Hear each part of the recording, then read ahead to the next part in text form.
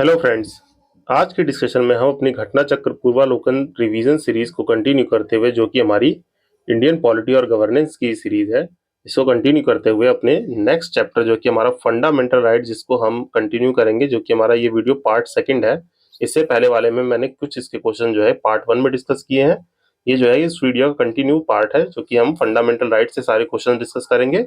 And other chapter आप जो है कि प्लेलिस्ट से विजिट कर सकते हैं, जो कि मैंने डिस्क्रिप्शन में लिंक डाल दिया है। देन चलिए अब हम नेक्स्ट क्वेश्चन की तरफ डायरेक्ट बढ़ते हैं without wasting any our time. तो क्वेश्चन क्या कह रहा है, नेक्स्ट क्वेश्चन कह रहा है कि which of the following rights, इनमें से कौन सा right is available under the article 19 1D read with the article 21। और यहाँ पे मैं एक बात आपको रिकॉल करा दूं, जैसा कि मैंने आपको पिछले लेक्चर्स में भी बता रखा है। This is read as article 19 section 1 of the sub clause D, mean जो है कि सेक्शन आर्टिकल 19 का सेक्शन 1 और सब क्लॉज डी है। ये स्मॉल है तो ये सब क्लॉज पढ़ा जाता है, अगर ये कैपिटल डी होता तो इसे क्लॉज पढ़ा जाता। मीन जो है कि यहाँ पे जो है कि 19 1 और कैपिटल डी होता तो आर्टिकल 19 का फर्स्ट सेक्शन फर्स्ट का क्लॉज डी। यहाँ सब क्लॉज डी में जो रेड करेंगे 21 से, तो विच of the following is true. तो यहाँ पे जो है कि कौन सा स्टेटमेंट सही है, राइट टू प्राइवेसी, ये जो है कि ऑप्शन सही है।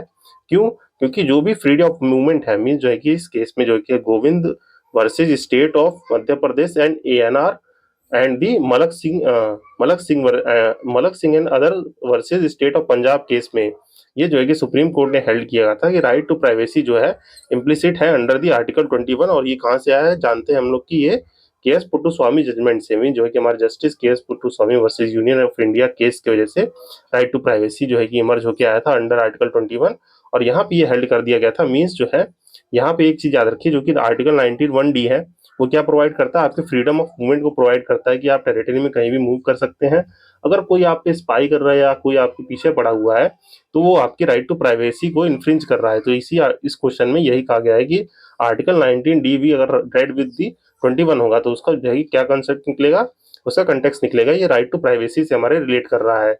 और अदर ऑप्शन देखिए तो जैसे कि राइट टू ट्रेवल अब्रॉड है, आर्टिकल 19 में जो है कि हमारे पास विद इन टेरिटरी की मूवमेंट है, जो कि सेक्शन इसका जो है कि क्लॉज डी जो है कि बात करता है फ्रीडम ऑफ मूवमेंट की। एंड 21 में बात है कि right to travel abroad, means आपको आउटसाइड इंडिया ट्रेवल करना है तो वो हमारे आर्टिकल 21 में प्रोवाइडेड है। एंड राइट टू शेल्टर कहाँ है, ये हमारे आर्टिकल 21 में है। एंड राइट टू इन्फॉर्मेशन, ये जो है कि हमारे एक्सप्लिसिटली जो है कि ये कॉन्स्टिट्यूशन में कहीं मेंशन नहीं है, ये कॉन्स्टिट्यूशन में कहीं मेंशन नहीं है, बट ये जो है कि हमारा राइट टू इन्फॉर्मेशन जो एक्ट है, राइट टू इन्फॉर्मेशन एक्ट, इसके अंडर जो है कि हमें राइट टू इन्फॉर्मेशन है, जो कि हमारे आर्टिकल 19 में ही इंक्लूड कर लिया जाता है।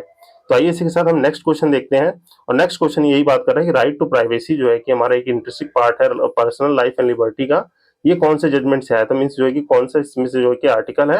एंड यहाँ पे जजमेंट भी देख लेंगे हम। तो ये जो है कि हम जानते हैं, जैसा आर्टिकल 14 जो है कि हम बात करते हैं, यहाँ पे राइट टू इक्वलिटी की बात है। 17 में जो है कि अनटचेबिलिटी की बात है, जो कि यहाँ पे देखिए ऑप्शन ये सब गलत है।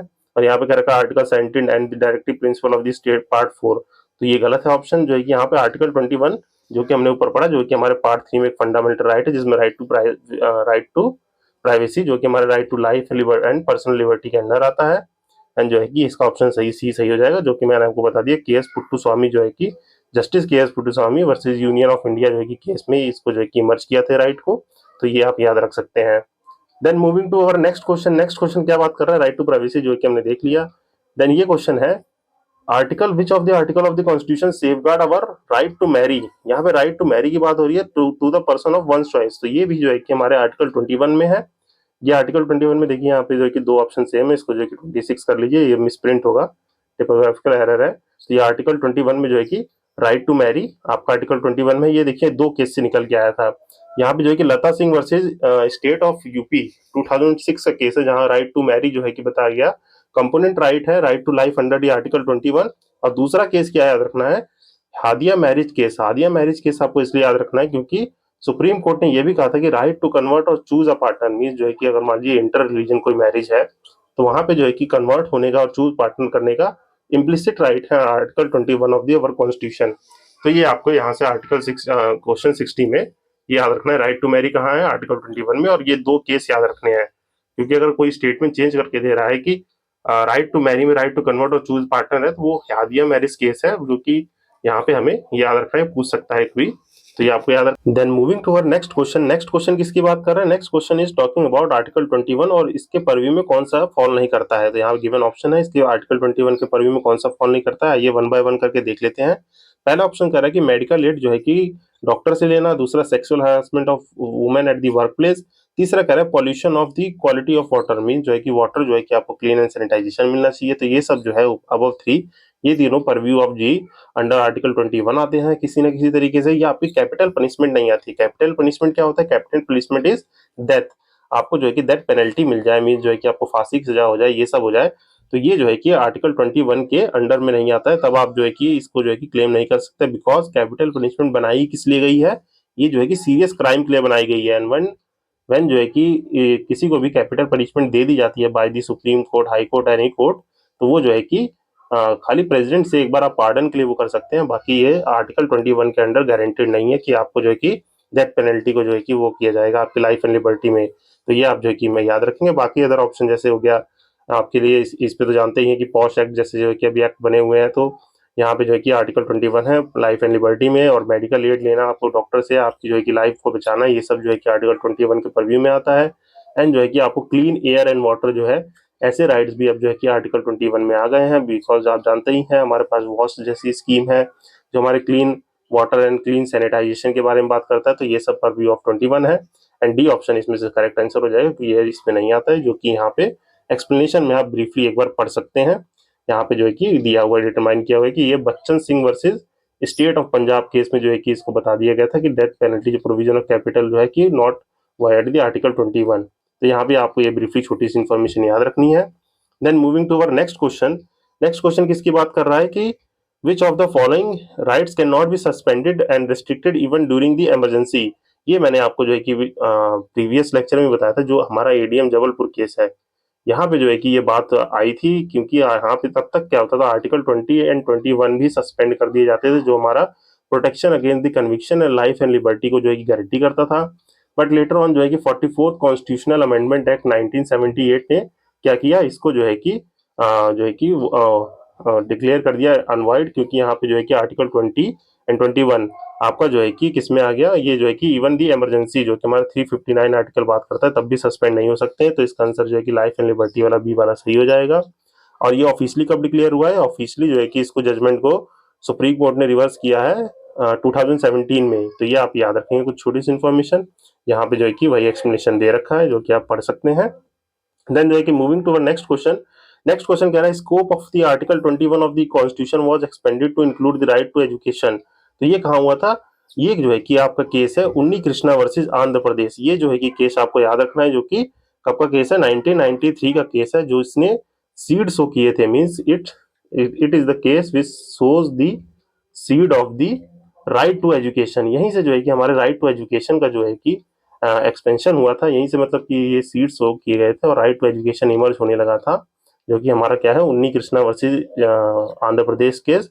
और इसी के साथ साथ ये जो है कि फॉलो अप हुआ था 86 कॉन्स्टिट्यूशनल अमेंडमेंट एक्ट से, जिससे हमारे आर्टिकल 21A में एलिमेंट्री एजुकेशन का आर्टिकल जोड़ दिया गया। तो ये आपको याद रखना है यहाँ पे। बाकी इसकी बात है डीपीएसपी और जो है कि फंडामेंटल ड्यूटीज में भी बात है, तो हम जो है कि उस चैप्टर में और ब्रीफली देख लेंगे उसको। देन जो है कि नेक्स्ट क्वेश्चन बात कर रहा है right to education to all children between the age group of 6 to 14 year. ये जो है कि क्या है, आपका एक फंडामेंटल राइट है, right to education fundamental right है, ये आपको याद रखना है, जो कि हम उन पर बात कर चुके हैं। देन यहाँ पे कुछ क्वेश्चन, नेक्स्ट क्वेश्चन जो है, जैसे ये क्वेश्चन रिपीटेड है, ये जो है कि राइट टू एजुकेशन जो है कि देखिए यहाँ पे एक्सप्लेनेशन अगर आप पढ़ते, तो यहाँ पे देखिए राइट टू एजुकेशन की डेट पूछा हुआ है। तो ये जो है कि कब इम्प्लीमेंट हुआ था? 1 अप्रैल 2010 में। तो ये सब जो है कि आपको याद रखना है, यहाँ पे ह्यूमन राइट और ये सब जो है कि आपके रिपीटेड क्वेश्चन है, तो इसको हम स्किप कर रहे हैं। देन जो है कि next question is talking about कि state shall provide the free and compulsory education to all children between the age group of 6 to 14 years. तो ये हमने देखा ऊपर आर्टिकल 21A में है, जो कि हमारे 86 कॉन्स्टिट्यूशनल अमेंडमेंट एक्ट से आया है।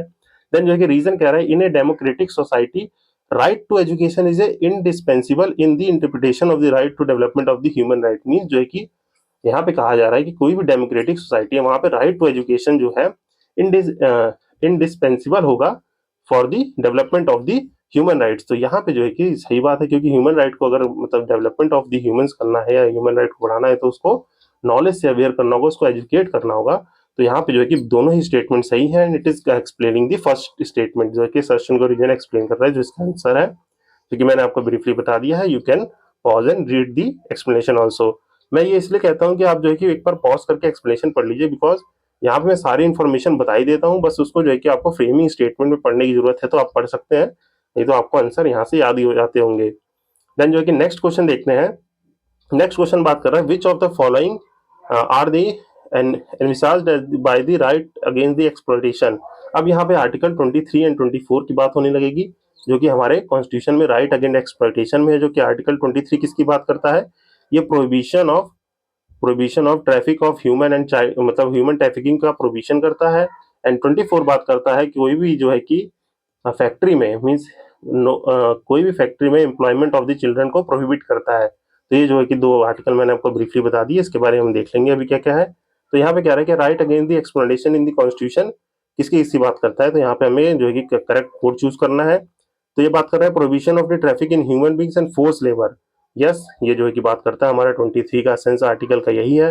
अबोलिशन ऑफ अनटचेबिलिटी, जैसा कि हम जानते हैं वो आर्टिकल 17 हमारे राइट टू इक्वालिटी में है, तो ये ऑप्शन गलत हो जाएगा। देन नेक्स्ट है protection of the interest of the minority, ये भी नहीं है, जो है कि हमारा आर्टिकल जो है कि आपका कौन सा बात करता है, 30 बात करता है protection of the interest of the minority. जान जाए कि ये जो कि ऑप्शन सही, जो protection of prohibition of the employment of children in factories and mines, तो यहाँ पे 1 एंड 4 आपका सही ऑप्शन हो जाएगा, जो कि यहाँ पे देखिए आप ब्रीफली एक बार पॉज करके पढ़ सकते हैं। देन जो है कि यहाँ से जो कि नेक्स्ट क्वेश्चन है, नेक्स्ट क्वेश्चन कह रहा है कि कौन सा रिलेटेड है डायरेक्टली राइट टू एक्सप्लॉयटेशन में। जैसा कि ये जान रहे हैं कि हमने बता दिया कि ये सब नहीं है। यहाँ पे जो है कि डी जो है कि डायरेक्टली कर रहा है एक्सप्लॉयटेशन ऑफ द चिल्ड्रन को बैन कर रहा है, क्योंकि 23 का सेंस क्या है, 23 में ट्रैफिकिंग के ऊपर बात की गई है, ना कि जो है कि एम्प्लॉयमेंट के ऊपर कोई ऐसी बात है। तो यहाँ पे इसलिए ये जो है कि 24 आंसर होगा इसका। इसका आप एक्सप्लेनेशन एक बार देख सकते हैं, जो कि क्या लिखा है, article 54 of the constitution relate करता है right against the exploitation of the children, और ये आर्टिकल प्रोहिबिट करता है कोई भी employment of children under the age of the 14 years in any factory mines और engagement in any hazarded employment.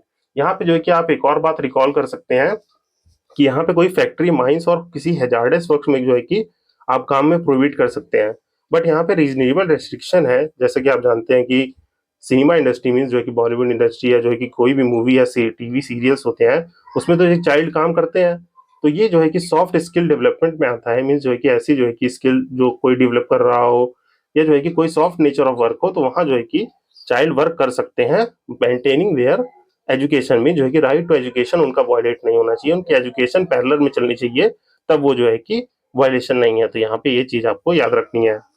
Then जो है कि नेक्स्ट क्वेश्चन क्या कर रहा है, नेक्स्ट क्वेश्चन कह रहा है कि article 24 of the Indian constitution prohibit करता है किसी भी एम्प्लॉयमेंट इन जनरल फैक्ट्रीज में। तो ये क्या है, ये एक एब्सोल्यूट प्रोविजन है, पार्शियल है, रीजनेबल है कि मॉरल है। तो ये एक एब्सोल्यूट प्रोविजन है मींस जो है कि ये एब्सोल्यूट प्रोहिबिशन है, मींस ये पूरी तरह से लागू किया जाएगा, इस पे कोई रीजनेबल रिस्ट्रिक्शन नहीं है। बट मैंने बता दिया वो सॉफ्ट स्किल यहाँ पे एक्सेप्शन है। तो यहाँ पे ये एब्सोल्युटली जो है कि प्रोवाइड किया गया है, जैसे हमारे कोई भी फंडामेंटल राइट एब्सोल्यूट नहीं है एक्सेप्ट दी आर्टिकल 17, यहाँ पे कोई भी रीजनल रेस्ट्रिक्शन काम नहीं करता है। तो इसी तरीके से ये जो प्रोविजन लगा हुआ है ये एब्सोल्यूट है, तो ये आपको याद रखना है। तो ये क्या हमने ये देख लिया। The next question is talking about which of the following is not a part of the article 20 of the Indian constitution. हमारे इंडियन कॉन्स्टिट्यूशन में देखिए 3 तरह की जो है कि प्रोटेक्शन हमें दी गई है, वो कौन कौन सी है, वो है double jeopardy, x post facto law, और जो है कि आपका right protection prohibition against this self incrimination. तो ये तीनों जो है कि प्रोवाइडेड है। ये प्रोहिबिशन अगेंस्ट टॉर्चर ये जो है कि आर्टिकल 20 में नहीं है, तो ये आपको ये जो है कि यहाँ से जो है कि करेक्ट आंसर हो जाएगा, ये गलत है। आइए थोड़ा ये जान लेते हैं डबल जियोपार्डी का मतलब क्या होता है। डबल जियोपार्डी का मतलब होता है कि आपको सेम ऑफेंस के लिए मीन्स जो है कि आप किसी सेम कोई ऑफेंस किया है, मान लीजिए आपने कोई पिकेटिंग की है, किसी ने कोई पिकेटिंग की है, सॉरी फॉर आप बोल रहा हूँ मैं, किसी ने भी कोई पिकेटिंग की है या किसी ने जो है कि कुछ किया हुआ है, उस ऑफेंस के लिए उसको जो है कि पनिशमेंट मिल चुकी है, तो लेटर ऑन जो है कि उस सेम ऑफेंस के लिए उसको कोई पनिशमेंट नहीं मिलेगी। तो ये आपको याद रखना है। अगर वो कोई नया ऑफेंस कर रहा है तो उसके लिए तो पनिशमेंट है, पर मान लीजिए कोई ए ऑफेंस किया है, उसने उसने पिकेटिंग की है या किसी की स्नैचिंग की है और उसके लिए उसको जेल हो चुकी है ऑलरेडी, तो सेम ऑफेंस के लिए उसको कोई सजा नहीं मिलेगी, तो वो जो है कि डबल जियोपार्डी होता है।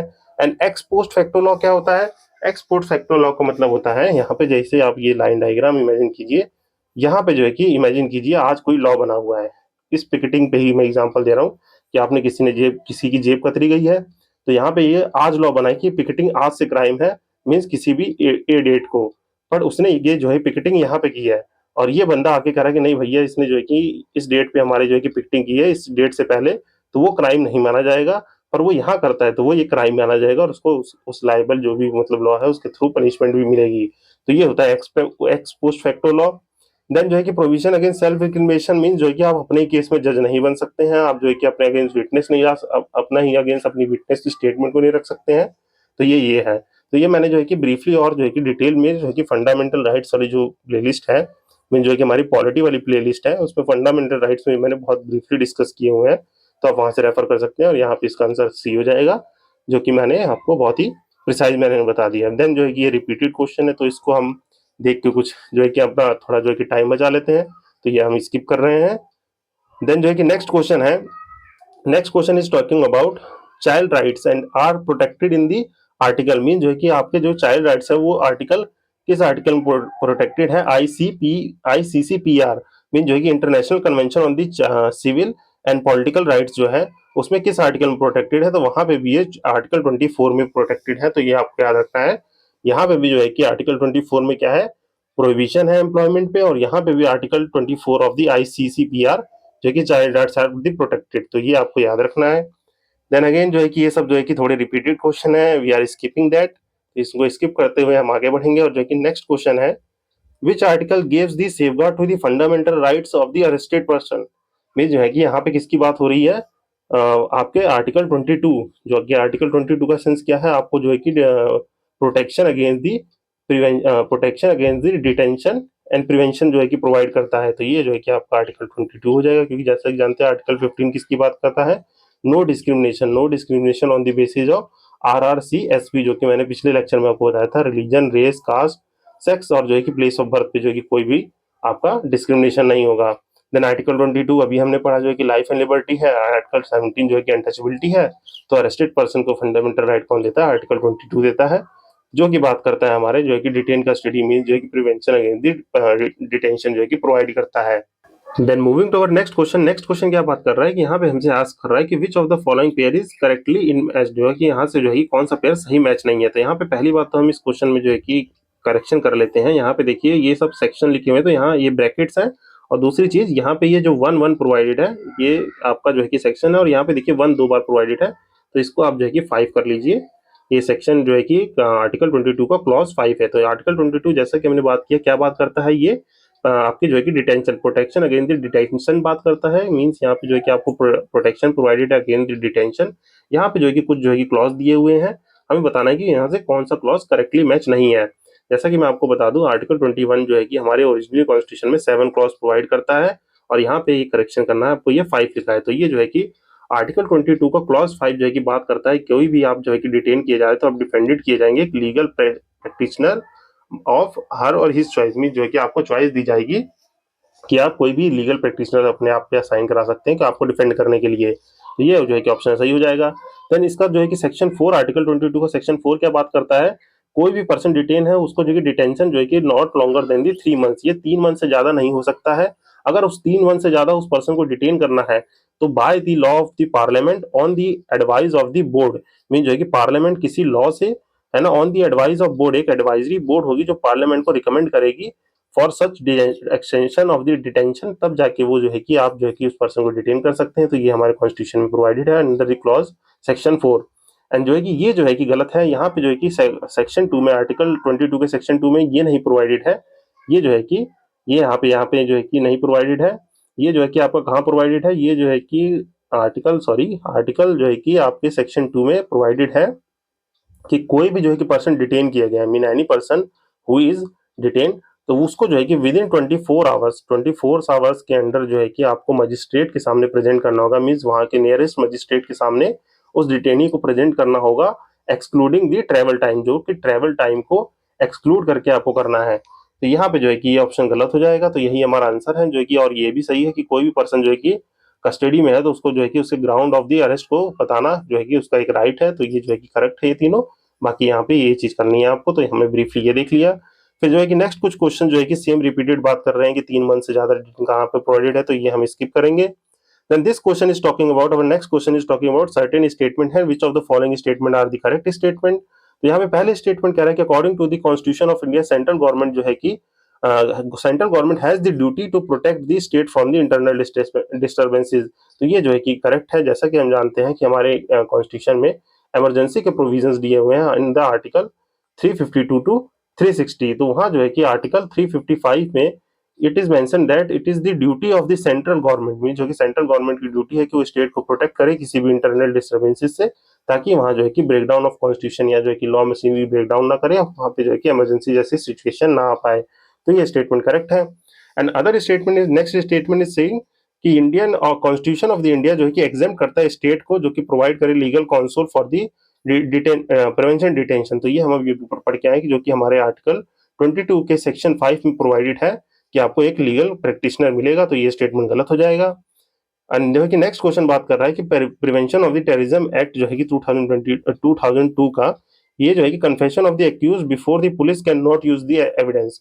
तो यहाँ देखिए जनरली जो है कि हमारा जो है कि चार्जशीट जो बनता है तो उसमें जो है कि आपने जो कन्फेस किया है उसको एज ए एविडेंस नहीं यूज कर सकते हैं। मीन्स जो है कि पुलिस उसको एज ए एविडेंस नहीं यूज कर सकती है। उसके लिए चार्जशीट को वेल प्रूवन फैक्ट एविडेंस के साथ जो है कि देना होगा उस चार्जशीट को, तब वो जो है कि वैलिड होती है। पर यहाँ पे जो है कि एक्सेप्शन है जो कि आपके एक्यूज के स्टेटमेंट को एविडेंस की तरह यूज किया जा सकता है। तो ये स्टेटमेंट जो है कि गलत हो जाएगा, ये भी गलत, तो ये हमारा सही है। तो यहाँ पे ओनली वन आंसर हो जाएगा, जिसका एक्सप्लेनेशन मैंने आपको ब्रीफली बता दिया है।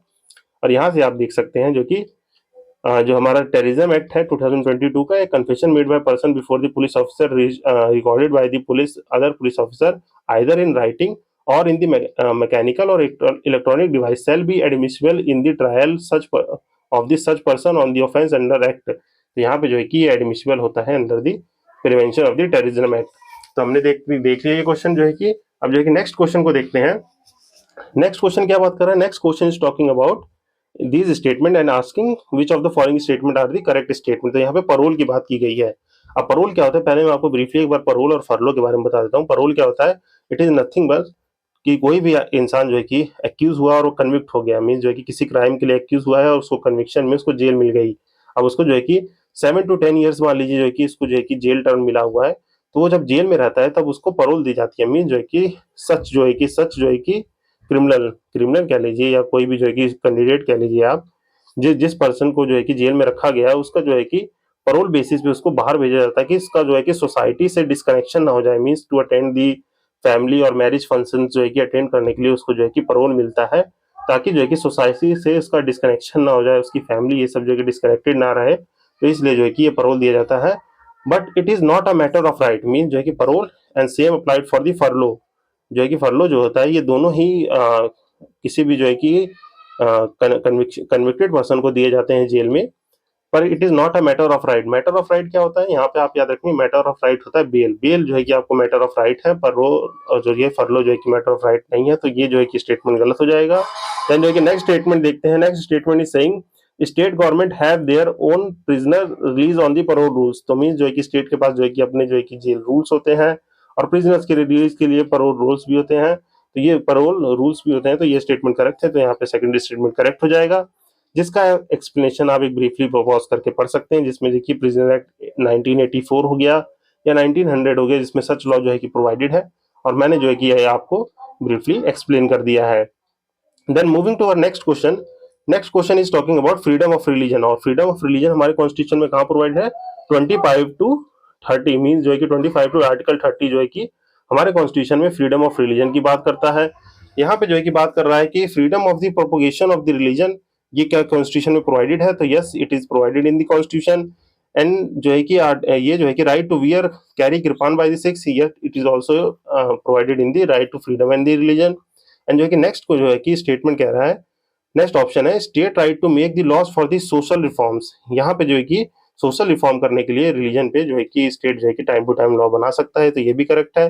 और right to conversion of the religion by the religious body, ये नहीं प्रोवाइडेड है कॉन्स्टिट्यूशन में। वो अपने विल से हो सकता है, पर कॉन्स्टिट्यूशन में कोई भी राइट टू कन्वर्जन का जो है कि प्रोविजन नहीं दिया गया। तो ये गलत हो जाएगा। तो यहाँ पे 1 2 3 स्टेटमेंट सही हो गया। और जो है कि ब्रीफली यहाँ पे देखिए आर्टिकल 25 जो कि फ्रीडम ऑफ रिलीजन है, उसके अंदर प्रोपोगेशन ऑफ द रिलीजन है, wearing and carry the kirpans by the Sikhs. And state जो है कि कोई भी लॉ बना सकती है सोशल रिफॉर्म्स के लिए। तो यहाँ पे जो है कि ये तीनों स्टेटमेंट करेक्ट हो जाएंगे and fourth option is the wrong option. और ये भी जो है कि मैं कहूंगा कि आप जो है कि राइट टू फ्रीडम वाले जो है कि लेक्चर्स देख लेंगे तो वो जो है कि आपको और ब्रीफली समझ में आ जाएंगे जो यहाँ पे मैं एक्सप्लेन कर रहा हूँ। देन जो है कि moving to our next question, यहाँ पे ये रिपीटेड क्वेश्चन है कि कृपान जो है कि इस आर्टिकल में जो है कि आर्टिकल 25 में है, फ्रीडम ऑफ रिलीजन पे क्वेश्चन है। और यहाँ पे जो है कि एक देखिए ये क्वेश्चन है कि कह रहा है कि नेक्स्ट क्वेश्चन क्या कह रहा है कि the word Hindu in the article 25 of the constitution does not include. अब उस आर्टिकल में जो है कि वर्ड हिंदू जो है कि बेयर एक्ट पढ़ेंगे तो वहाँ वर्ड हिंदू मेंशन है। उसमें से कहा गया है कि सब सेक्शन में जो है कि सब रिलीजन्स कह लीजिए, उसी में जो है कि मेंशन है कि जो जैसा कि हम जानते हैं अपने हिंदू रिलीजन से ही अदर रिलीजन जैसे बुद्धिस्ट हो गए, जैन्स हो गए, सिख्स हो गए, ये हिंदू रिलीजन से ही मतलब डाइवर्स होके जो है कि आए हैं। तो यहाँ पे जो है कि ऑप्शन जो है कि ये पारसी जो है कि वो हिंदू रिलीजन से रिलेट नहीं करते हैं, इनका ये खुद का एक अलग रिलीजन है पारसी रिलीजन। तो ये जो है कि हमारे आर्टिकल 25 में जो द वर्ड हिंदू है वो खाली बुद्धिस्ट, जैन्स और सिख्स को कॉन्स्टिट्यूट करता है, ना कि पारसी को। तो यहाँ पे जो है कि आपका सी ऑप्शन सही हो जाएगा जो कि हमारे हिंदू वर्ड में नहीं आता है। देन जो है कि नेक्स्ट क्वेश्चन देखें तो नेक्स्ट क्वेश्चन बात कर रहा है आर्टिकल 25 की ऑन द कॉन्स्टिट्यूशन जो है कि सब्जेक्ट नॉट टू मीन जो है कि यहाँ पे रीजनेबल रेस्ट्रिक्शन जो लगेंगे वो जो है कि किस सब्जेक्ट्स पे नहीं लगेंगे। तो यहाँ पे जैसे पब्लिक ऑर्डर हो गया, हेल्थ हो गया और मोरालिटी हो गया। अगर इस चीज पे किसी का भी फंडामेंटल राइट बात कर रहा है मतलब वायलेट हो रहा है तो आर्टिकल 25 के अंदर वो रीजनेबल रेस्ट्रिक्शन के अंदर आ जाएंगे, या ह्यूमनिज्म के जो है कि बेसिस पे कोई भी रीजनेबल रिस्ट्रिक्शन डिफाइन नहीं है कॉन्स्टिट्यूशन में। तो ये आपको याद रखना है। 88 का क्या आंसर सही हो जाएगा, डी आंसर सही हो जाएगा। देन जो है कि नेक्स्ट क्वेश्चन भी यही सेम क्वेश्चन है, यहाँ पे पूछा है कि आर्टिकल 26 में कौन कौन से रीजनेबल रिस्ट्रिक्शन है। तो यहाँ पे जो है कि आपका public order morality and the health, ये जो है कि आपका 145 पे जो है कि आपके रीजनेबल रेस्ट्रिक्शंस होंगे। बाकी education, national security and secularism पे कोई भी रीजनेबल रेस्ट्रिक्शन कोई भी सब्जेक्ट नहीं है, मीन्स जो है कि इन बेसिस पे कोई भी रीजनेबल रेस्ट्रिक्शन नहीं लगाए जा सकते हैं। तो ये जो है कि आप यहाँ से देख सकते हैं जो कि आर्टिकल 26 हमारी किसकी बात करता है, for every religious domination denomination और its section shall have the right to, mean सारे रिलीजियस डिनोमिनेशन का मतलब क्या है, यहाँ पे कोई भी सेक्ट जैसे हिंदू हो गए, मुस्लिम्स हो गए या पारसी हो गए, जो भी हमारे इंडिया में जितने भी रिलीजन रह रहे हैं उनके पास राइट है किसके लिए, एस्टेब्लिश और maintain institution for the religious charitable purpose, manage its own affair of the in the matter of the religion. And जो है कि इसका सब क्लॉज सी कह रहा है कि own and acquire the immovable property. और जैसे क्लॉज डी क्या कह रहा है, administration such property in accordance with the law. तो ये सब जो है कि हमारे आर्टिकल 26 में प्रोवाइड है। But this clauses are under the reasonable restriction में, जो कि पब्लिक ऑर्डर, हेल्थ और मोरालिटी के अंदर जो है कि रीजनेबल रेस्ट्रिक्शन के अंडर है। देन जो है कि हम जो है कि अपना नेक्स्ट क्वेश्चन देखते हैं। नेक्स्ट क्वेश्चन कह रहा है कि इसमें से करेक्टली मैच क्या नहीं है। तो जैसा कि हम जानते हैं कि आर्टिकल 23 क्या करता है, provision of human traffic in force labour, जो कि हम ऊपर से पढ़ के आ रहे हैं, तो ये सही है। 24 जिसकी बात करता है provision of the employment in the children's in the factories, तो ये भी सही है। 26 की बात करता है, ये बात करता है आपकी मैनेज द रिलीजियस अफेयर्स, तो ये भी सही है। फिर जो है कि यहाँ पे 29 बचा जो कि बात कर रहा है freedom of establishment and administration of the education institution by minorities, तो ये यहाँ बात नहीं है, ये आर्टिकल 30 में जो है कि बात की गई है इसकी। तो यहाँ पे ये ऑप्शन गलत हो जाएगा, तो यहाँ पे डी आंसर हो जाएगा इसका। Then moving to our next question, यहाँ पे जो कि आप एक्सप्लेनेशन आप ब्रीफली देख सकते हैं, ये 30 में प्रोवाइडेड है कि 29 में। तो जो है कि नेक्स्ट क्वेश्चन देखते हैं। Next question is saying about which of the following pair is not correctly match. यहाँ पे करेक्टली मैच बताना है, तो ये जो है कि रिपीटेड क्वेश्चन ही है, मैंने मार्क नहीं किया है। यहाँ पे दो चीजें हैं बस, इसको याद रखिए। कॉन्स्टिट्यूशनल रेमेडीज जो कि हमारे 5 जो है कि रिट्स प्रोवाइडेड है कॉन्स्टिट्यूशन में, वो आर्टिकल 32 में है। और जो है कि आर्टिकल 31 जैसा कि आप जानते हैं कि राइट टू प्रॉपर्टी था, राइट टू प्रॉपर्टी जो कि स्क्रैप डाउन कर दिया गया। तो जो है कि ये जो है कि हमारा खत्म हो जाएगा, जो कि स्क्रैप डाउन किया गया था 44th कॉन्स्टिट्यूशनल अमेंडमेंट एक्ट से, जो कि राइट टू प्रॉपर्टी हमारा जो है कि डिलीट कर दिया गया था आर्टिकल 31 में जो प्रोवाइडेड था। तो यहाँ से ये गलत हो जाएगा, और ये हम पढ़ के आ रहे हैं, ये आर्टिकल जो है कि हमारा एस्टेब्लिश माइनॉरिटीज एजुकेशनल इंस्टीट्यूशन, ये जो है कि 30 में जो है कि मेंशन है।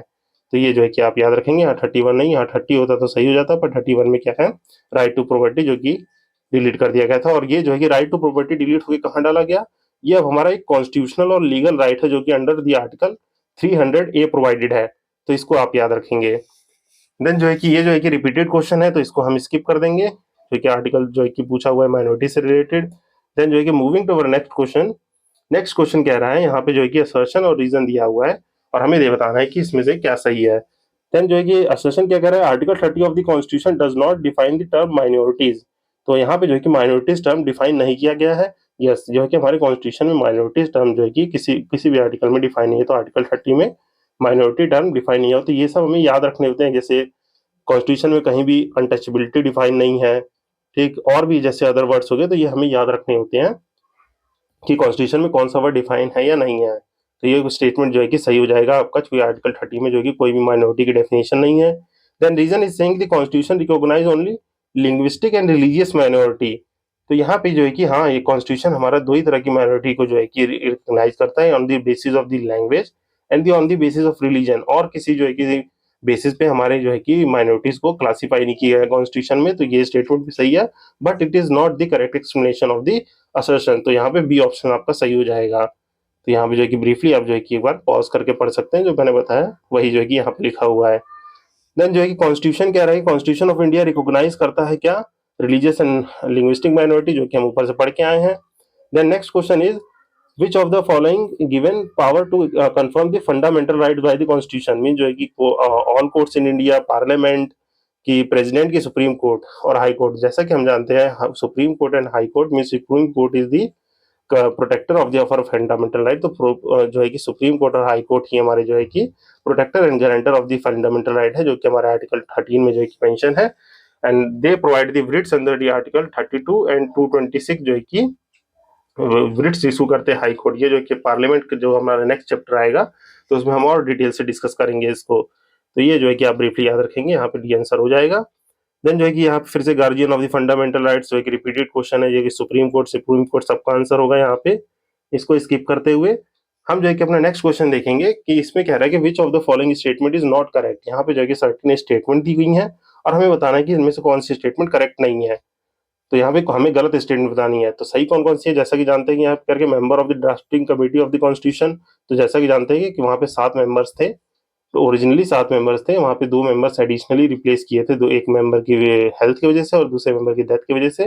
तो ऐसे देखा जाए तो 9 मेंबर थे, बट ड्राफ्टिंग कमेटी में 7 मेंबर्स ही माने जाते हैं, क्योंकि 2 मेंबर तो रिप्लेसिंग थे। तो वन ऑफ द मेंबर जो है कि के.एम. मुंशी जी हमारे ड्राफ्टिंग कमेटी के मेंबर थे। तो ये स्टेटमेंट सही है। Then constitution of India was adopted by the constituent assembly. Yes, ये जो है कि हमारे constitution of India constituent assembly में ही अडॉप्ट किया गया था। तो ये स्टेटमेंट भी सही है।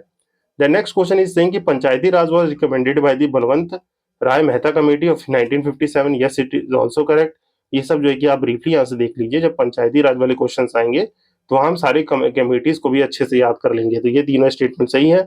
और चौथा स्टेटमेंट कह रहा है कि प्रेसिडेंट ऑफ इंडिया जो कि गारंटर है अपने फंडामेंटल राइट्स के। तो ये स्टेटमेंट गलत है, कि इसके प्रीवियस क्वेश्चन यही बात करते हुए आए हैं कि protector and guarantor of the fundamental rights कौन है, supreme court and the high court भी कह सकते हैं हम। तो यहाँ पे ये स्टेटमेंट गलत हो जाएगा।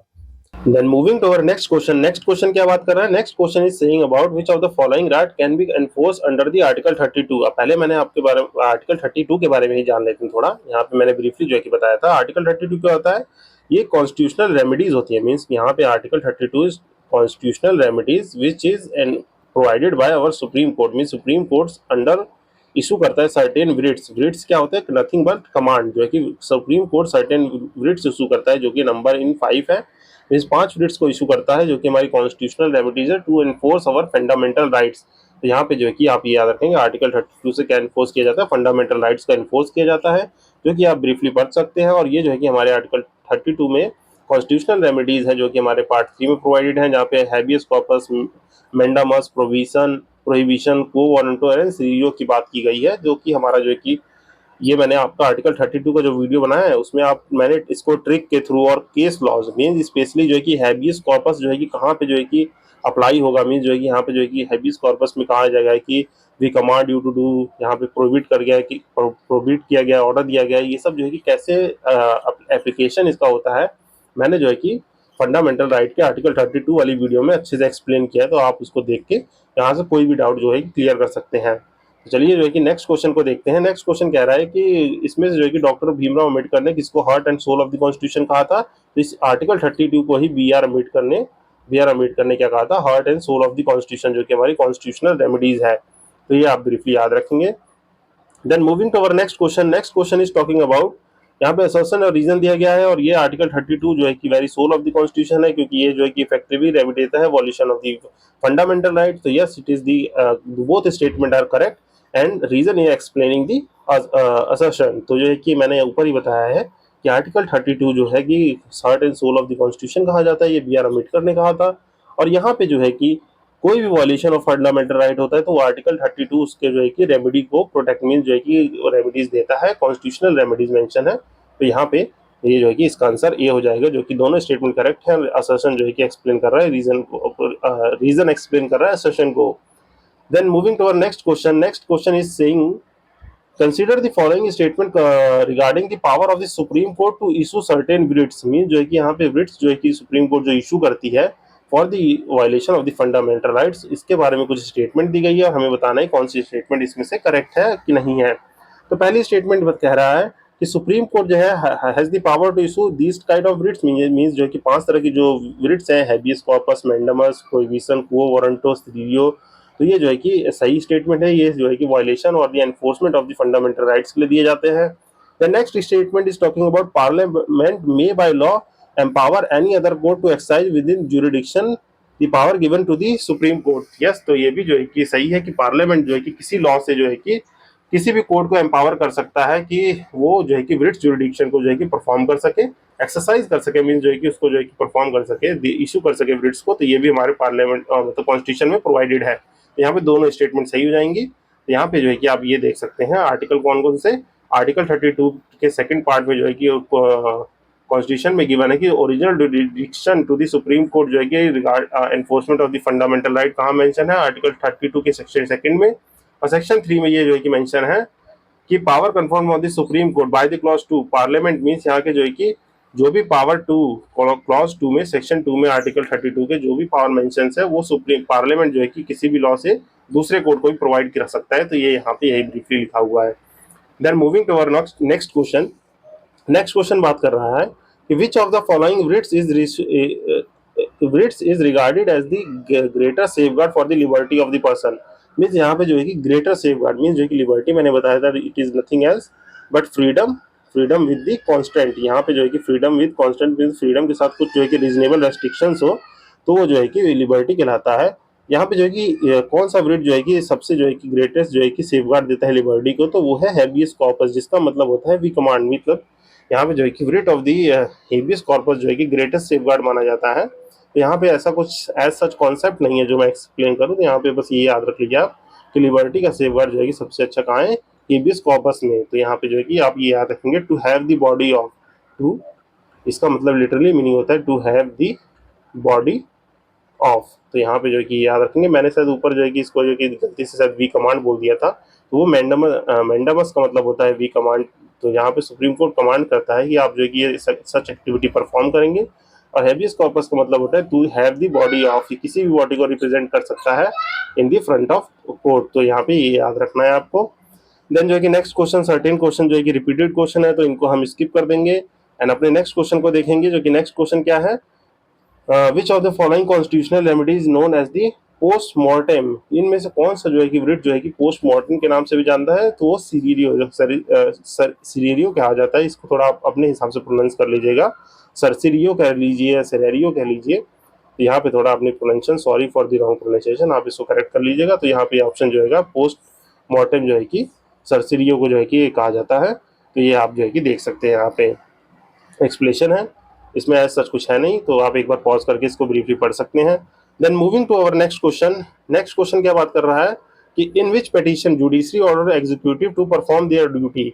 मीन जो है कि जुडिशरी, एग्जीक्यूटिव मतलब क्या होता है, जो हमारे प्रेसिडेंट हो गए या vice president, council of minister हो गए, तो यहाँ सुप्रीम कोर्ट कह लीजिए, वो जो है कि एग्जीक्यूटिव को ऑर्डर करता है किसमें, इन दी मैंडामस, जिसका मतलब ये होता है वी कमांड। जो है कि ये आप याद रखेंगे। तो यहाँ पे आंसर हो जाएगा बी, मैंडामस के अंदर जो है कि जुडिशरी जो है कि एग्जीक्यूटिव को ऑर्डर देती है। देन जो है कि this all are the repeated question. यहाँ पे जो है कि हम इसके बारे में बात कर चुके हैं, तो इसको जो है कि आप जो है कि एक बार पॉज करके अपने से अटेम्प्ट कर लीजिएगा।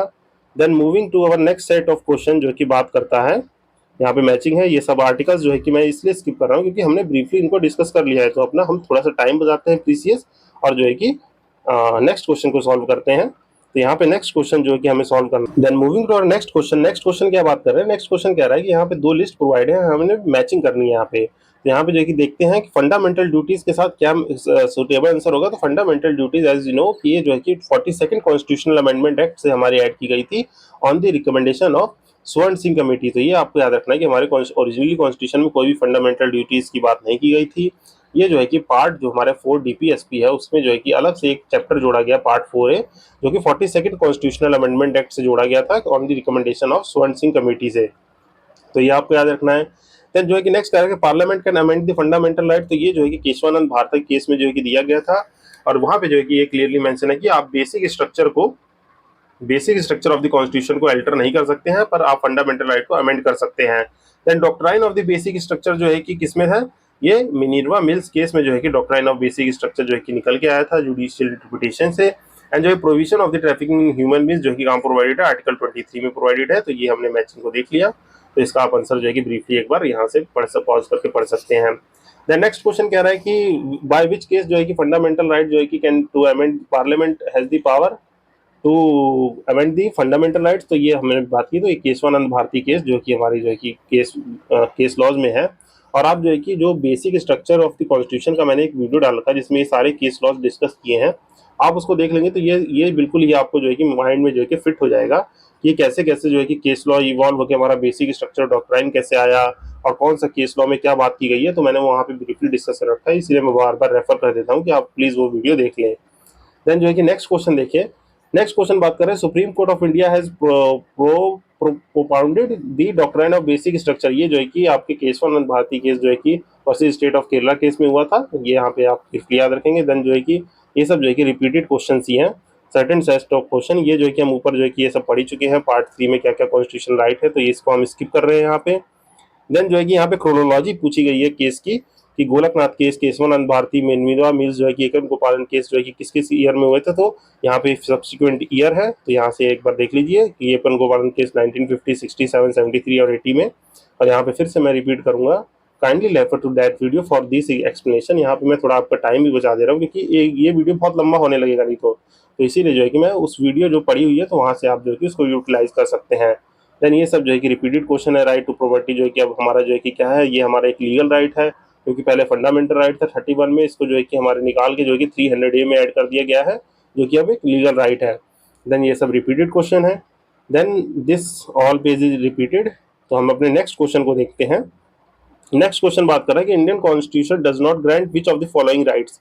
तो हमें पता है कि राइट टू इक्वल शेल्टर जो है कि आर्टिकल 21 में जो है कि प्रोवाइडेड है, जहाँ पे हमारी इक्वल लाइवलीहुड और राइट टू शेल्टर की बात है। राइट टू इक्वलिटी जो है कि हमारे आर्टिकल 14 में प्रोवाइडेड है।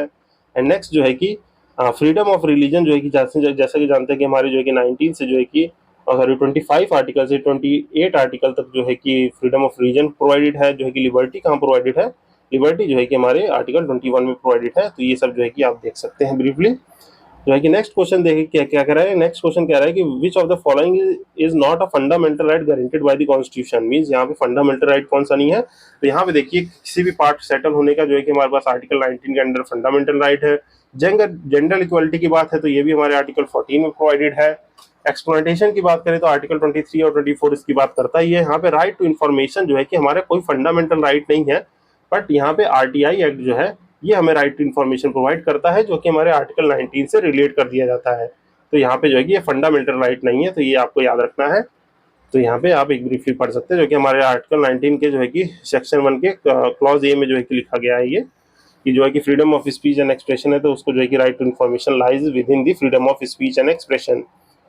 देन जो है कि moving to our next question. Next question क्या बात कर रहा है यहाँ पे, no one compelled to sing the national anthem. ये यहाँ पे नेशनल एंथम का जो बड़ा ही इशू है, जो बिजॉल जो है कि बिजॉल केस स्टडी है उसमें जो है कि इसके बारे में जो है कि जजमेंट निकल के आया था। वो जो है कि केरला के एक केस स्टडी है जहाँ पे सर्टेन जो है कि पीपल जो है कि फंडामेंटल राइट जो कि फंडामेंटल राइट का यूज करके मीन्स आर्टिकल 19 का यूज करके नेशनल एंथम सिंग करने से रिफ्यूज कर दिए थे।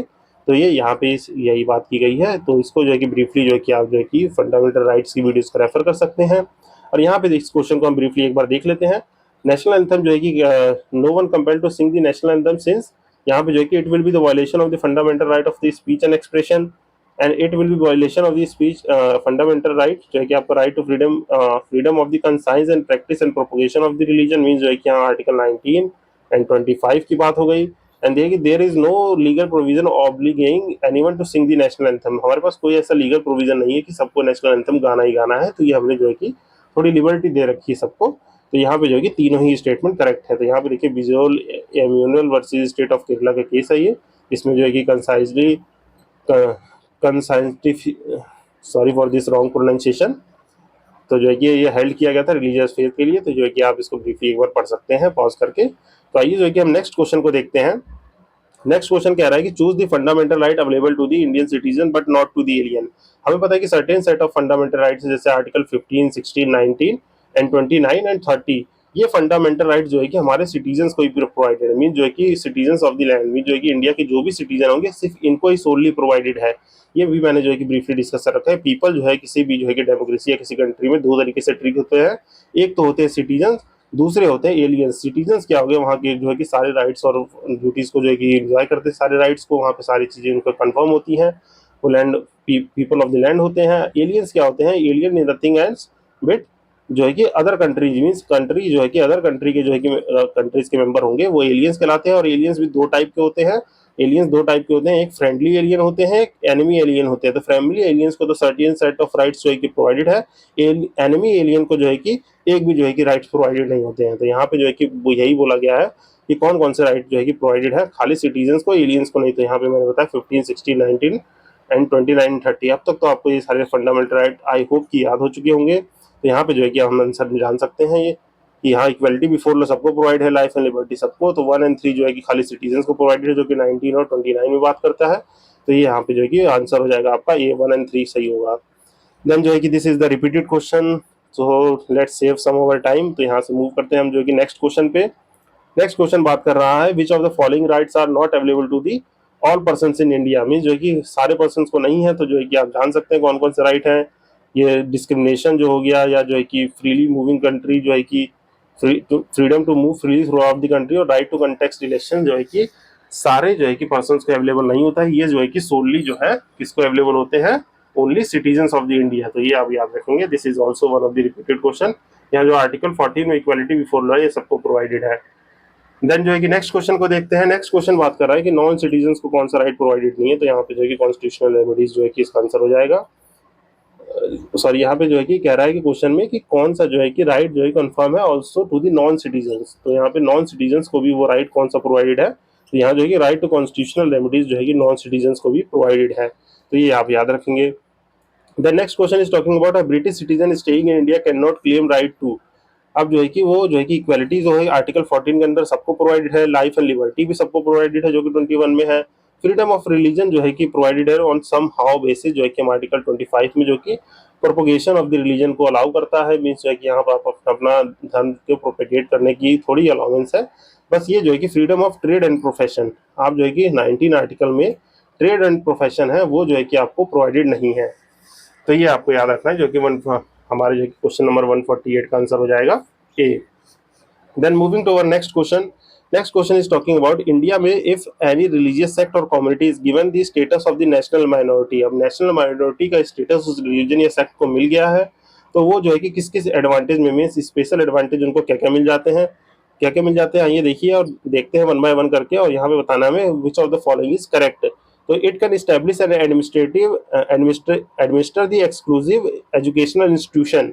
Yes, it is the correct statement. वो जो है कि किसी भी इंस्टीट्यूशन को, मीन जो है कि अपनी एजुकेशनल इंस्टीट्यूशन को एडमिनिस्टर भी कर सकते हैं, मीन जो है कि एस्टेब्लिश भी कर सकते हैं, उसको एडमिनिस्टर भी कर सकते हैं, मीन जो है कि उसको जो है कि बना भी सकते हैं और उसको रन भी कर सकते हैं अपने हिसाब के, अपने रूल्स के हिसाब से। तो ये स्टेटमेंट सही हो जाएगा आपका। देन जो है कि प्रेसिडेंट ऑफ इंडिया जो है कि ऑटोमेटिकली नॉमिनेट कर दिए जाएंगे कम्युनिटी टू द लोकसभा। तो ये जो है कि गलत स्टेटमेंट है, जो कि ऐसा कोई प्रोविजन हमारे कॉन्स्टिट्यूशन में नहीं प्रोवाइडेड है कि किसी भी रिलीजन को जो है कि माइनॉरिटी जो है कि डिक्लेयर कर दिया जाए तो उनको जो है कि प्रेसिडेंट नॉमिनेट हो जाएंगे। तो ऐसा कुछ भी प्रोवाइडेड नहीं है। देन जो है कि it can derive the benefit from the prime minister 15 point programme. तो यस, जो है कि 15 पॉइंट प्रोग्राम से प्राइम मिनिस्टर की जो है कि वो ड्राइव करते हैं। यहाँ पे जो है कि मैं अब इसको अगर पूरा लिस्ट में बताता तो जो है कि बहुत लंबा चौड़ा है। तो इसके लिए मैं एक सेपरेट वीडियो में, जब हम पार्लियामेंट के चैप्टर पढ़ेंगे प्राइम मिनिस्टर, तो वहाँ इसके ऊपर क्वेश्चन है, तो मैं वहाँ पे जो है कि आपको ब्रीफली समझा दूंगा। ये जो 15 पॉइंट प्रोग्राम है, यहाँ 1 और 3 सही हो जाएगा, तो यहाँ पे सी आंसर इसका सही आंसर हो जाएगा। Then moving to our next question. Next question बात कर रहा है कि bonded labour was establish in India by the which act. Bonded labour India में जो है कि अबॉलिश किए गए थे किस एक्ट से? तो यहाँ पे जो है कि आपको याद रखना है कि 1970 एक्ट में जो है कि बॉन्डेड लेबर का जो है कि जो भी प्रोविजन था वो जो है कि खत्म कर दिया गया था। क्यों? क्योंकि हमारे आर्टिकल 23 के कॉन्स्टिट्यूशन में क्या प्रोवाइडेड है कि कोई भी जो है कि आप जो है कि ह्यूमन ट्रैफिकिंग नथिंग एल्स जो है कि आप ह्यूमन ट्रैफिकिंग या फोर्स लेबर है वो आप नहीं कर सकते हैं। तो यहाँ पे जो है कि आपका बॉन्डेड लेबर एबोलिशन ऑर्डिनेंस जो है कि 1975 में पास किया गया और प्रेसिडेंट को जो है कि एसेंट मिलने के बाद इसको एक्ट बना दिया गया, bonded labour system abolition act 1976 का, जिससे बॉन्डेड लेबर और स्लेवरी जैसे कोई भी सिस्टम है वो एबॉलिश कर दिए गए थे इंडिया में। तो ये आपको ब्रीफली याद रखना है। फिर चाइल्ड लेबर जो है कि कौन कौन जो है कि हजार चाइल्ड लेबर को प्रोवाइड करता है, हजार्टेड एम्प्लॉयमेंट बाय दी, हमारा कॉन्स्टिट्यूशन तो प्रोवाइड करता ही है। सुप्रीम कोर्ट का जजमेंट जो है कि दिसंबर 10 1996 का, वो भी प्रोटेक्ट करता है। यूनाइटेड नेशन चार्टर भी प्रोटेक्ट करता है। यहाँ पे सारे ही ऑप्शन सही होंगे। ये तीनों ही जो है कि provision of the child labour in the hazards में जो है कि खतरनाक, जैसे जो है कि गोला बारूद बनाने वाली हो गई या मैच बॉक्स मेकिंग फैक्ट्रीज हो गई या फायर क्रैकर बनाने वाली, तो इस जगह पे चाइल्ड लेबर बिल्कुल भी प्रोहिबिट है। तो देखिए नेक्स्ट क्वेश्चन की तरफ देखते हैं। नेक्स्ट क्वेश्चन बात कर रहा है कि यहाँ पे डैश है, फिल इन द ब्लैंक्स करना है कि duties are like man without the shadow. Means जो है कि ड्यूटीज मींस यहाँ पे जो है कि आप जानते हैं कि राइट्स और ड्यूटीज को रिलेट करती है। मींस सर्टेन राइट्स आपको दिए गए हैं तो you have the duties to perform. यहाँ पे गांधी जी का मुझे कोट याद आ रहा है। गांधी जी ने मतलब ये कोटेशन दिया था कि मीन्स जो है कि हम अपनी ड्यूटीज को अगर सही से परफॉर्म करें, means every man is performing their duties by the right यूजनेस में, मीन्स राइट वे में ड्यूटी को परफॉर्म करें तो हमें फंडामेंटल राइट्स की जरूरत ही नहीं पड़ती। तो यहाँ पे यही स्टेटमेंट है कि फंडामेंटल राइट जो है, हमारे राइट्स और ड्यूटीज हमेशा कोरिलेट करते हैं। राइट्स है तो जो है कि ड्यूटीज को जो है कि आपको परफॉर्म करना होगा। अगर आपको जो है कि सर्टेन ड्यूटीज दी गई हैं तो आपको जो है कि राइट भी आपको क्लेम करने के लिए मिलेंगे। तो यहाँ पे जो है कि यहाँ पे आपका आंसर हो जाएगा rights without the duty like the man without the shadow. तो जो है कि इसी के साथ जो है कि किसने स्टेटमेंट दिया था, ये सर अर्नेस्ट बार्कर ने जो है कि स्टेटमेंट को प्रोनाउंस किया था। Then moving to our next question. Next question बात कर रहा है कि in the context of India which of the following is the correct relationship between the rights and duties. ये मैंने जो है कि अभी ऊपर आपको बता दिया कि राइट्स और ड्यूटीज हमेशा कोरिलेट करते हैं आपस में। तो ये जो है कि करेक्ट स्टेटमेंट होगा और बाकी सब जो है कि रॉन्ग स्टेटमेंट है। Then moving to our next question. Next question क्या बात कर रहा है, which of the following is the correct. यहाँ पे जो है कि हमें सर्टेन स्टेटमेंट प्रोवाइडेड है और हमें पूछ रहा है कि यहाँ से कौन सा स्टेटमेंट करेक्ट है। तो फर्स्ट स्टेटमेंट कह रहा है कि rights are the claims of the state against the citizens. तो आपको ये सुनने में अजीब लग रहा होगा कि state against the citizens means right जो है कि स्टेट क्लेम करेगा सिटीजन्स पे, तो नहीं, ये जो है कि किसी भी डेमोक्रेसी का कोई फीचर नहीं है। ये जो है कि स्टेटमेंट गलत हो जाएगा। यहाँ राइट जो है कि क्लेम किए जाते हैं by the citizens on the state, क्योंकि डेमोक्रेसी में क्या होता है, state is nothing but the government. Government जो है कि किसी भी पॉलिटिकल आइडेंटिटी में, किसी भी पॉलिटिकल डेमोक्रेसी में अगर स्टेट को डिफाइन करना है तो वो जो है कि किसी गवर्नमेंट से रन होती है and that government is elected by the peoples of that democracy. Means वहाँ के लोग ही उस गवर्नमेंट को चूज करते हैं। तभी जो है कि ये जो राइट्स होते हैं फंडामेंटल राइट्स वो क्लेम किए जाते हैं by the citizens to against the state. Mean जो है कि अगेंस्ट द स्टेट जो है कि आप जो है कि अपने राइट्स को क्लेम करेंगे। देन नेक्स्ट ऑप्शन कह रहे हैं, नेक्स्ट ऑप्शन क्या कह रहे हैं, नेक्स्ट ऑप्शन इज सेइंग कि rights are the privileges which are incorporated in the constitution of India. तो ये स्टेटमेंट गलत है, क्योंकि यहाँ पे कह रहा है कि राइट्स को अगर इनकॉर्पोरेट कर दिया गया है कॉन्स्टिट्यूशन में तो वो प्रिविलेजेस है, तो ऐसा कुछ नहीं है। तो ये स्टेटमेंट गलत है, क्योंकि हम जानते हैं कि कुछ राइट्स जो है रीजनेबल रेस्ट्रिक्शन के साथ है। तो ये आपको ध्यान रखना है। यहाँ पे third statement is the correct answer, जो कि मैंने आपको ब्रीफली ऊपर एक्सप्लेन कर दिया है। And next statement is saying कि rights are the privileges of the few citizen against the many. तो यहाँ पे जो है कि ये स्टेटमेंट गलत है, क्योंकि हमारा कॉन्स्टिट्यूशन जो है कि ब्रॉडर सोसाइटी को लेके चलता है। यहाँ पे नैरो पर्सपेक्टिव की बात की गई है कि यहाँ फ्यू सिटीजन्स के राइट्स को मैनी के अगेंस्ट दिखा जाएगा। तो ये स्टेटमेंट गलत है। तो यहाँ पे थर्ड आंसर हो जाएगा सही स्टेटमेंट। ये स्टेटमेंट सही है, तो इसका करेक्ट आंसर हो जाएगा C. Then moving to our next question. यहाँ पे concept of the right to service, यहाँ पे राइट टू सर्विस जो है कि ओरिजिनेट कहाँ की, कौन सी कंट्री में ओरिजिनेट हुई थी, तो ये बताना है हमें। तो ये जो है कि ग्रेट ब्रिटेन में जो है कि राइट टू सर्विस जैसी चीजें जो है कि वहाँ पे ओरिजिनेट हुई थी, क्योंकि वहाँ पे जो है कि अभी भी कॉन्स्टिट्यूशनल मोनार्की है। वहाँ पे कॉन्स्टिट्यूशनल मोनार्की है में जो है कि मोनार्क जो है कि वहाँ पे सर्टेन सेट ऑफ राइट्स नहीं है। वहाँ पे सिटीजन के पास ड्यूटीज है टू दी कॉन्स्टिट्यूशन। तो जो है कि यहाँ पे जो है कि आपको याद रखना है ग्रेट ब्रिटेन में राइट टू सर्विस है, जो कि आपको ग्रेट ब्रिटेन जैसे डेमोक्रेसी में देखने को मिल जाएगा, जो कि nothing else but constitutional monarchy. तो ये आप याद रखेंगे और ब्रीफली आप इसको यहाँ से एक बार पढ़ सकते हैं। और ये हमारे इस डिस्कशन का लास्ट क्वेश्चन भी था। तो आइए इसी के साथ इस डिस्कशन को हम एंड करते हैं। नेक्स्ट डिस्कशन में हम जो है कि directive principle of state policies के क्वेश्चन को देखेंगे और जो है कि फंडामेंटल ड्यूटीज को। इसी तरह से हम जो है कि इस सीरीज को कंटिन्यू करेंगे। तो आई होप जो है कि ये डिस्कशन आपको अच्छा लगा होगा। सो टिल देन जो है कि आप जो है कि इसको ज़्यादा से ज़्यादा लाइक, सब्सक्राइब एंड शेयर कर दीजिए। और जो है कि कोई भी सजेशन हो सकता है आप जो है कि कमेंट सेक्शन में बता सकते हैं। Till then signing off this side, Ashish Bhaskar, happy learning.